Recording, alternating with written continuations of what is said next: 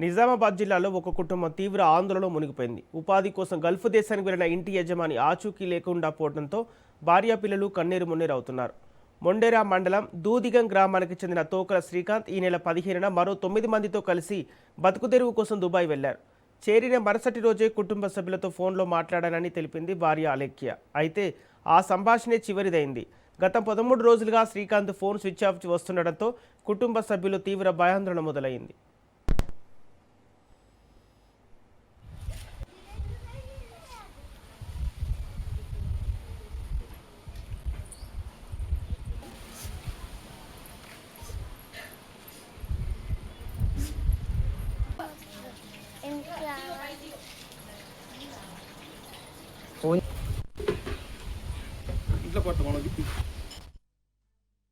శ్రీకాంత్తో పాటు వెళ్లిన మిగతా వారంతా పనికి వెళ్తున్నారని, ఆయన ఒక్కరే కనిపించడం లేదని ఏజెంట్ రమేష్ చెప్పడంతో పలు అనుమానాలు వ్యక్తమవుతున్నాయి.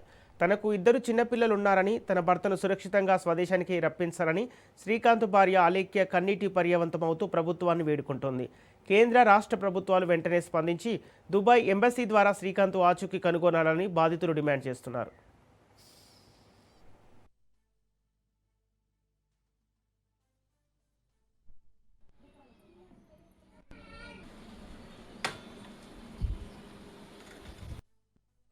మాది దూదియాం గ్రామం మెండోరా మండల్ జిల్లా నిజామాబాద్.